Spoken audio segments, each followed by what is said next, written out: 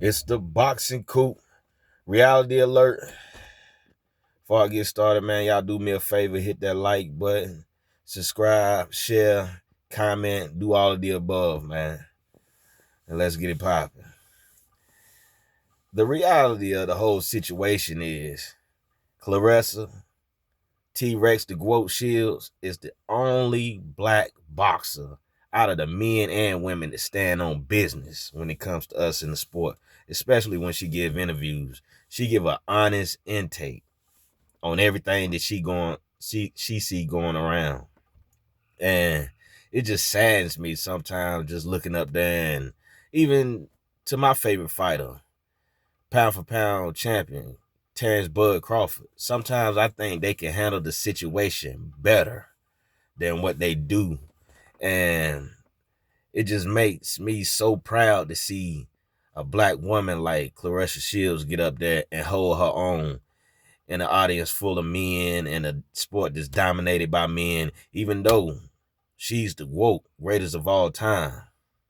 You know what I'm saying? But she get up there and she hold her own anywhere she go.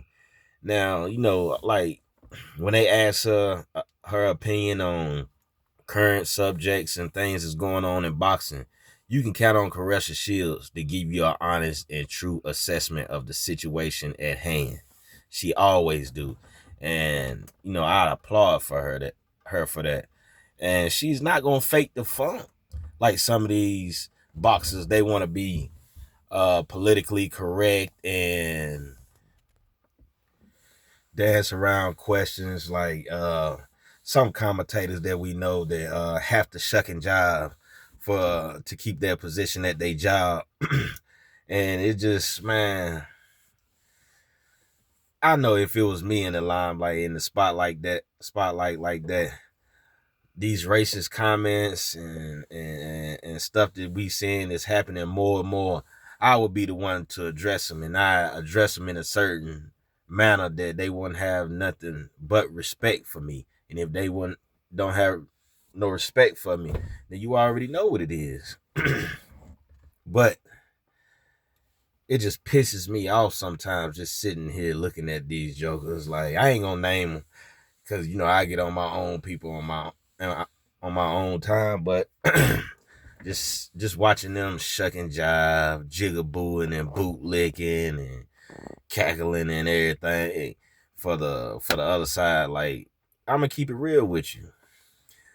The white establishment and the Mexican establishment in the sport of boxing, and here in America in everyday life, ain't never been with us. They always been against us. And it's even more prevalent in boxing. It's like it's always been us against them.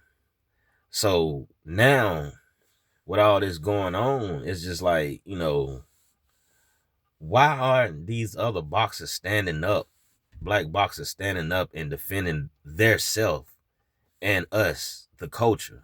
Because I know, like I said, the only one that's really doing it is the Gwoat. And that's why she the mother Gwoat. You know what I'm saying? And that's why she gonna always be the Gwoat. She used her voice like Muhammad Ali did.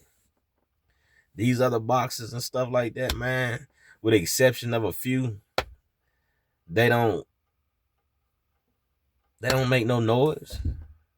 I know they might beat ass in the ring, belt the ass in the ring, cause they like I always say, they know we the cream of the crop.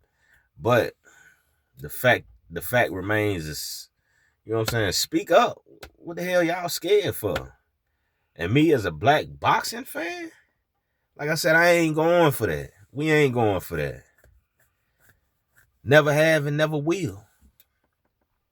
And I know why we hate it, because we the best. Claressa Shields never lost a fight in the pros. The best. 2-time Olympian. The best. Terrence Crawford never lost a fight in the pros. The best. 2 times undisputed. The best.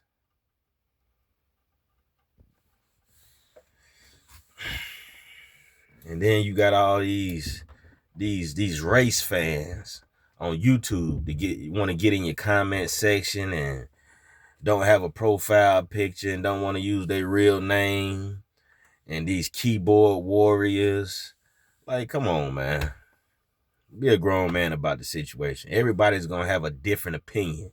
Everybody is not going to have the same fighter. Everybody is not going to have the same opinion as you and think the same as you.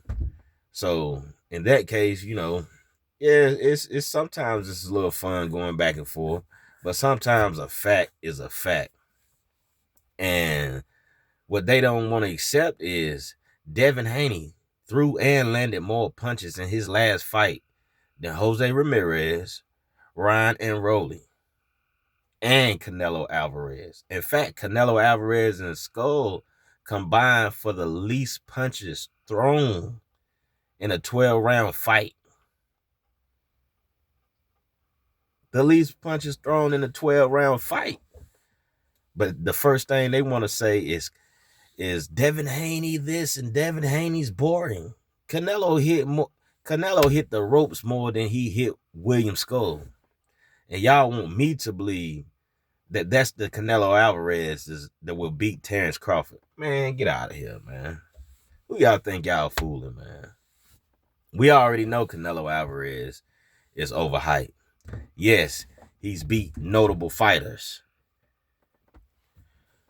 But that don't change anything. I mean, Billy Joe Saunders is not Terrence Crawford.